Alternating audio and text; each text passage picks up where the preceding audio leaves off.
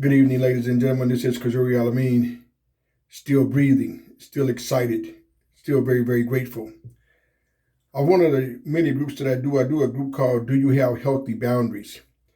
Do you have healthy boundaries? And I'm making this video right now because I just got to talking to a very, very unique and very, very special spiritual being having a brief human experience, and someone violated her boundaries.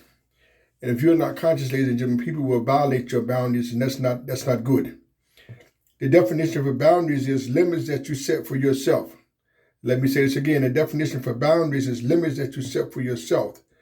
And when you get healthy boundaries, it brings order to your lives. It's very, very important, ladies and gentlemen, to set some boundaries for yourself, because some people have very, very minimal or low self-control, and they'll just run right over you and not think anything about it.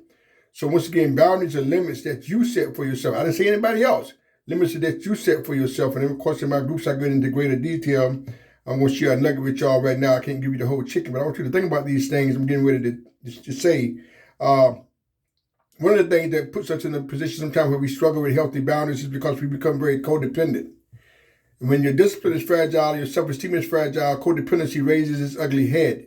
That means you can't feel because like you want to feel because you're so codependent with somebody else. If they sick, you got to be sick. If they mad, you got to be mad. And so that is not a great place to be. We've all been there. I've been there myself many times. A lot better, but I've been there many times. So don't become codependent when it comes down to your own mental, emotional, physical, and spiritual health. Please don't. And that's an excessive reliance. That's the clinical word they use. That's an excessive reliance upon somebody else. No, you got to be able to stand on your own mind, your own 2 feet, as old people say.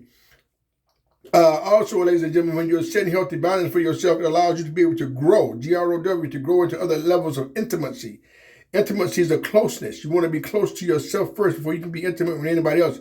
And when you know who you are, when you're close to yourself, you're going to be very, very focused on not letting anybody violate your boundaries, because you know who you are, you love who you are loving who you are. So don't be afraid of intimacy. It's about you protecting you. Also, ladies and gentlemen, it's very, very important. I mentioned this a second ago. Self-discipline is so very vital, because most people that I know who have very low or no self-discipline, their boundaries are not healthy, and they're getting run over. They don't complete tasks.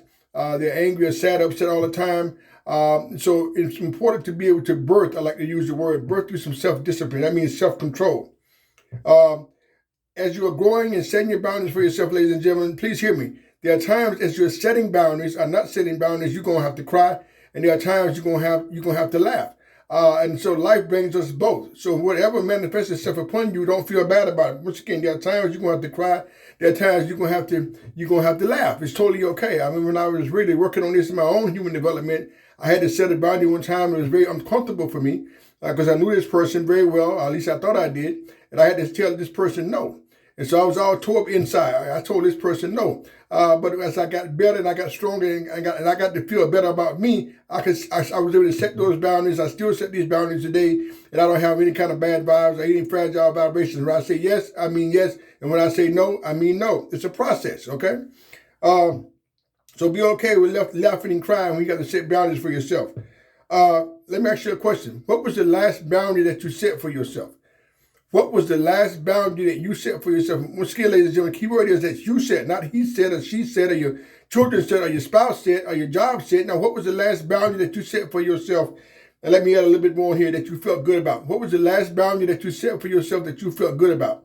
I want to congratulate you if you've done it. If you're doing it, you're going to do it. It's very important. You got to learn how to set these healthy boundaries for yourself.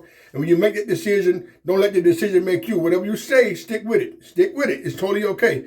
But once again, ladies and gentlemen, boundaries are limits that you set for yourself. Be not afraid to set boundaries for yourself. Because if you don't, somebody else who will not care for you, I don't care about you, will set a boundary for you, and that's not a great place for you to be. Limits that you set for yourself are called boundaries. You have unhealthy boundaries and you have healthy boundaries. Be not afraid to set boundaries for yourself. You deserve it.